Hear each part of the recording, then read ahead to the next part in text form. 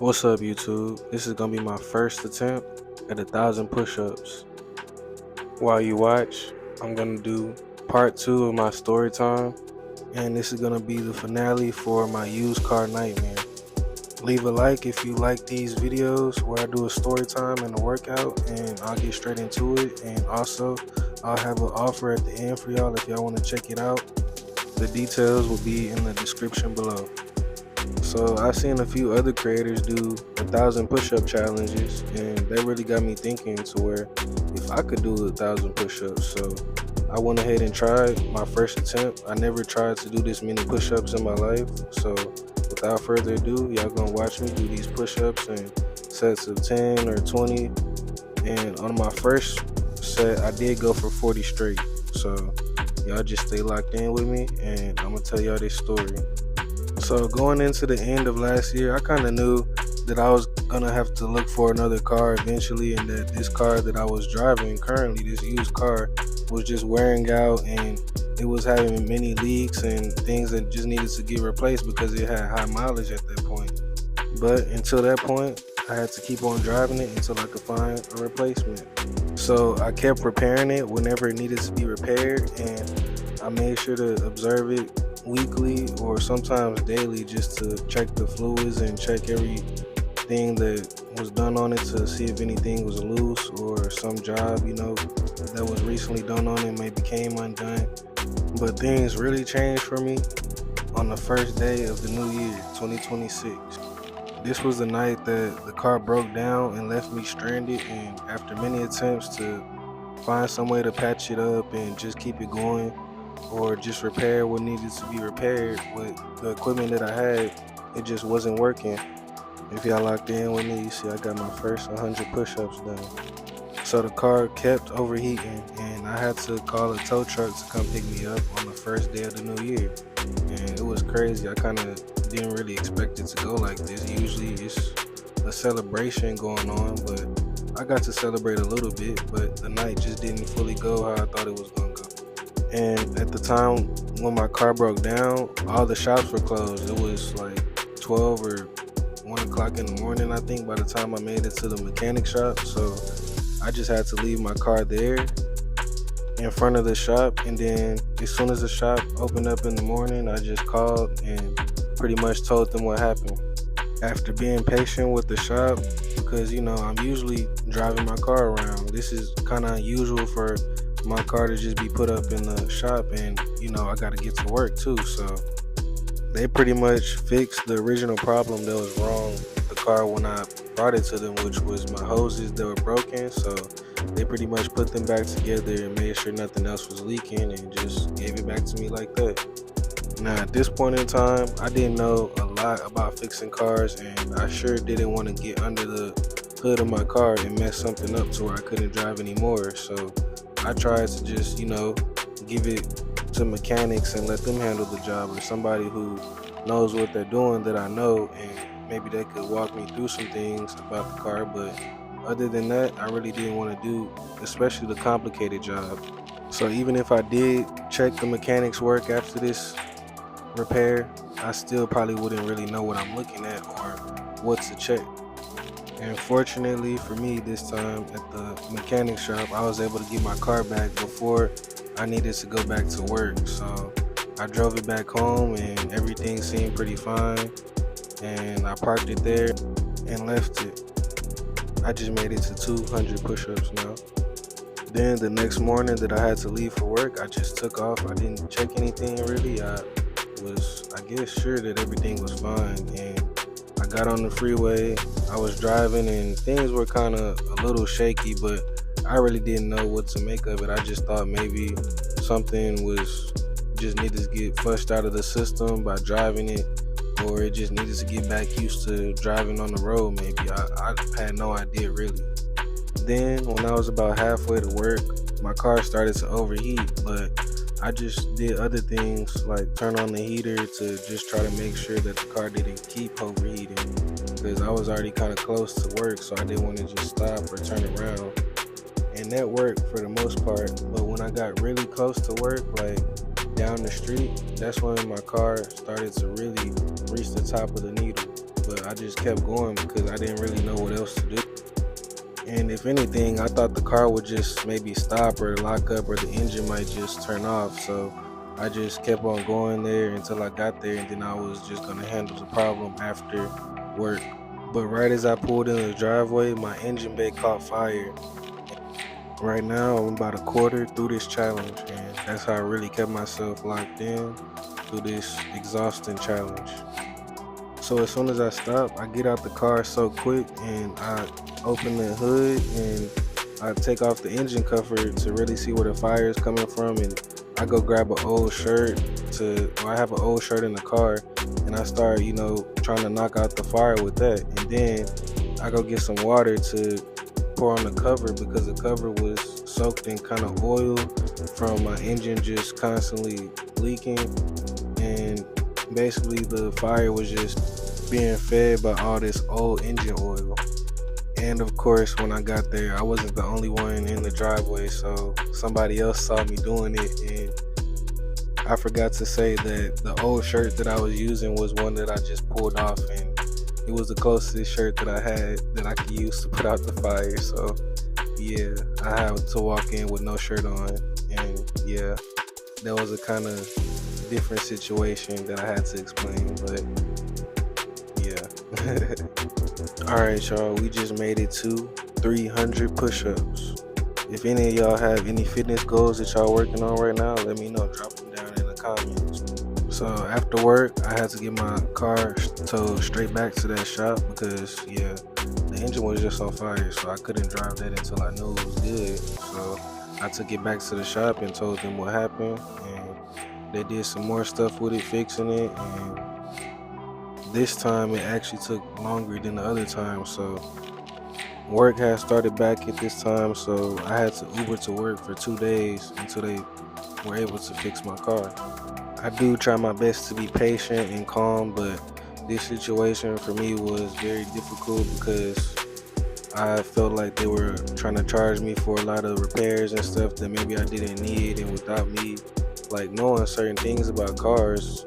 And then also I felt like they were prioritizing other customers ahead of me as well. So I do have a certain amount of patience before I lose it. And after 2 days of Ubering to work, I was just fed up. And so on that second day, that's when I really told them off. And I think that's when they did what they needed to do to get my car out the next day. And that's what happened. So the next day I went to go get my car, and that was that.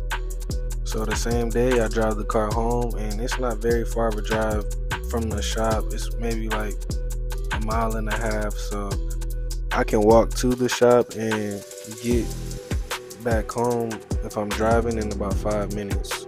But if I'm walking, it might take about 15 minutes. So the next day I drive to work and it gets there fine.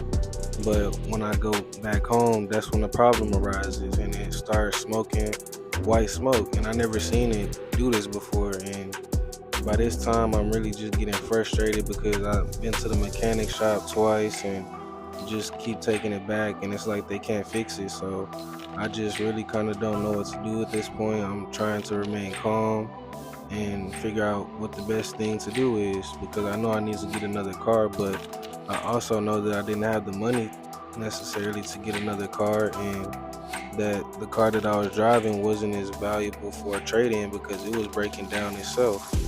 So then I use another tow to get the car to the shop, and then I walk home. Well, at this time I think I had some groceries, so I asked the tow truck driver to drop me off at home, which he politely did. So I had a bunch of groceries with me that could fill up a backseat of a car, and I had to put that in the tow truck with me and then drive back and get out with all that stuff. So yeah, that was a funny looking situation. But if he didn't drop me off, then I don't know how I would have made it back. I probably would have had to catch the metro or find some type of way to be in a vehicle to get back to my apartment, because like I told y'all, it's 1.5 miles away from the mechanic shop. So at this point, I had already been frustrated enough, so I had decided not to keep on letting this situation keep frustrating me, so I pretty much dealt with the situation and understood how it was going, and I just was gonna deal with the situation based on how it unfolded and just keep going from there. And this time I borrowed my mom's car while my car was in the shop, which I really don't like to do because I like to have my own, vehicle and stuff, and that's just how it's been for a while, so I'm just used to that. Now this time, when my car was in the shop, the mechanics couldn't figure out what was wrong, or they didn't try to fix it, so they just said that they would put things back together and pretty much just give the car back how it was and clean out some stuff and just see if it'll work. And they tried turning it on and they put up vacuum tests on it. They did a lot of different tests on it to try to figure out what it was, but for whatever reason they couldn't really figure out what the problem was. I just made it to 500 push-ups, y'all, and this is definitely the most I've done at one time or in one day. I think before this day, the most push-ups that I ever did at once is probably 320. Even though at some point in this challenge, I really thought I was crazy for trying to do this and maybe I shouldn't do it, but I knew I wasn't going to stop and that I was going to complete it and that it was going to be complete, whether it was going to be today or some other day. So it might as well be right now. So that's why I didn't stop and I kept going. At this point, I didn't want to drive the car, especially if they knew that they didn't know what was wrong with it and it might just do the same thing again. I was tired of the car leaving me stranded and, I have to call a tow truck or something to figure out how I'm going to get it to where I need to go. So I just get my car towed back to this one mechanic that I know that was working on my car before to see if he could figure out what the problem was. So we pretty much were looking at the engine light, kind of trying to figure out the situation together because I had already been through a lot of shops and, buying different things and parts and putting in money for mechanics to do the work. So I wasn't in the mood to keep on spending extra money on the car to begin with. So we pretty much fixed the problem that's on the engine light and try to reset the car, but it's still saying that the engine light or whatever is still, I guess, a problem and the engine light won't go away. So I kind of get at a point to where I'm stuck and I keep on trying to reset things and try other things and find other issues that might be wrong with the car, and then that road just kept on leading me down another road where it was more problems that I had to fix with the car. So I figured that if I was just going to keep on replacing more and more things, that it was just going to be a burden. But I just kept trying to see if some way that I could, get it to the point to where I could at least drive for about 2 to 3 months to where I could have a better plan for getting a car. But after the mechanic helped me do that last repair job, I tried driving the car, but then that led me to something else I had to fix, and then I was in this tough decision where either I had to keep going because I had already spent more money fixing this car, or if I was just going to give up at this point. And I didn't know if maybe that next repair job could maybe fix it to where I could get to driving for 2 or 3 months. So I was more willing to try to work on that instead of, spending a whole lot more money trying to get a new car or financing another car. So at this point, I just got my car parked at my mom's house, and I pretty much would try to work on it or fix something every day and try to see if it would start. And if it wouldn't start after an hour or two of me trying to work on it, I would just borrow my mom's car and then use that to go to work, and then after work just try to work on my car again. And this just became a cycle for maybe a week or two where I'm actually trying to fix my car. And while doing some of these repairs, I kind of did get a lot of confidence with, doing some mechanic work and just knowing that I could do some things with cars that I didn't think that I could do. But ultimately, they didn't work to where the car just worked out or just started working to where it could last for 2 to 3 months. But I was doing some of the jobs correctly. So, that part to where I was learning about the car and how the car actually works. I just made it to 200 push-ups for my chest, so that means I got 300 left to go. One day, after a couple of weeks of doing this, I pretty much thought I had the car fixed, and I had got it started. And even though it wasn't perfect, I was gonna try to see if I could at least drive it home, because like I told y'all, I like, having my own vehicle. So that's what I was trying to get to. So I started it up and I went for a test drive to see if it was gonna be able to, make it to where I could get on the freeway and get all the way home. But I pretty much got down the street and I got to this neighborhood, and I thought it was going pretty good. It was going all right, honestly. And then I was about to turn around, and then I threw the car in reverse. And I don't know if this is what really set off the problem, because the transmission issue was that was kind of the problem that I was working on most recently. And I had kind of switched out the transmission, which is an expensive job, but like I told y'all, I didn't really want to put a lot more money into it. But at this point, I had already put some money into it, so I just kept going with it. But anyways, I get to this neighborhood and I throw the car in reverse, and then it just shuts down and it won't start back up. And I'm just so upset. I was mad kinda, but I couldn't be too mad with the car. It's a car. Then I figure out a plan to get the car back to my mom's house. So I guess I could just leave it there and just borrow her car until I figure out what the heck I'm gonna do, because obviously this car is not gonna get fixed and everything that I'm trying to do is not working. But just as things were already bad, it got worse. As I'm walking back, it started to rain, and not just sprinkling rain, it just started to get heavier and heavier as I'm walking back. And walking from this neighborhood back to my mom's house, it probably was maybe a 2-mile walk, and it took maybe about 20 minutes. So the whole walk back, I'm just getting rained on and, watching for cars at the same time that I'm just trying to just even see, because it's so much rain that just keeps falling down in my face. And I have locks, so my hair was getting wet and just dripping onto my face as well. So it just wasn't a good day for me right there. And then on top of that, I was gonna, have to go back to the car and figure out how I was gonna get it back. So the plan that I thought of, because I didn't want to have to wait for a tow truck, which was gonna be maybe an hour or two, and after I had already worked on the car for 2 hours, I was kind of ready to go home. I was just checking to see if the car was gonna, be able to work to get back to home. So my bright idea was to try to tow my car using my mom's car. And that didn't go at all how I was expecting it to. So instead, I was gonna try to push my car in neutral all the way down, which was about 1.5 miles or 2 miles back to my mom's house, or at least close on a side street, which maybe that was about 1.5 miles. So I got to trying to push my car going forwards, pushing it backwards, everything. And it's every time you will never notice that there's so many hills and stuff on the street that it's just hard to push over. And I'm just pushing the car by myself and, turning the wheel when I need to. It was just a bad situation. Cars were coming by me, and whenever there was a puddle close, I was getting splashed all over. And some of these cars were going pretty fast. After minutes of getting splashed by rainwater from cars, I just decided to finally give up. So I just pushed the car from the front and I just pushed it back to where I was, and I kind of left it in that neighborhood on the side street that was off of the main street, and I just left it there for the weekend.